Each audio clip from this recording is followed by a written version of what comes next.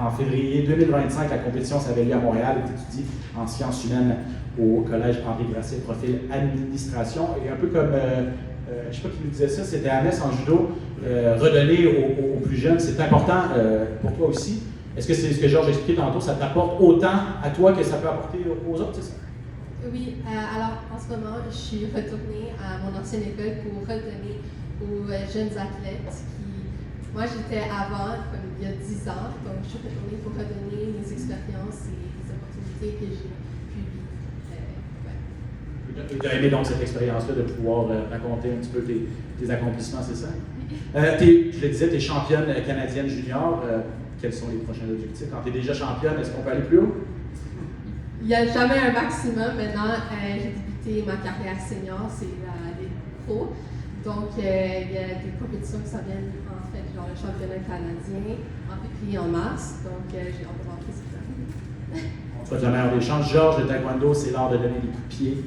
Et des coups de pied, ça peut être une arme dévastatrice. Tu l'as vécu. Certains de tes coéquipiers l'ont vécu aussi dernièrement avec des coups de pied dévastateurs.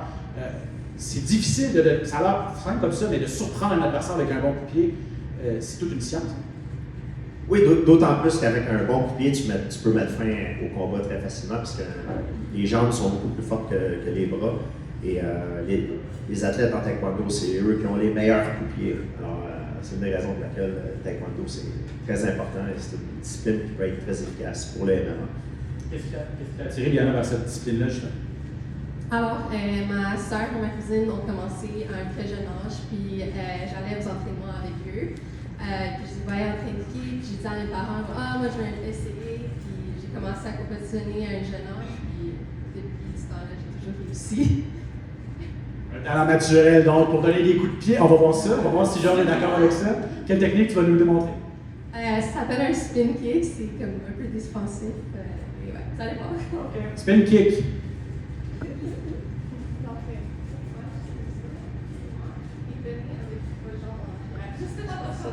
Oui, désolé. Donc, je la lance au niveau de la ceinture.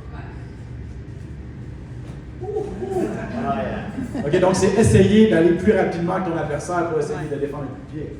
Voilà, félicitations Liana pour ta course aujourd'hui. Tu mets ton nom parce que c'est une tradition dans chaque remise de bourse de la Fondation Aléo de la lecture du serment des athlètes cette année. C'est à toi que revient l'honneur. On te laisse aller, je te donne le micro. Peux-tu venir le faire ici au Lutrin avec Ah, au Lutrin, parfait.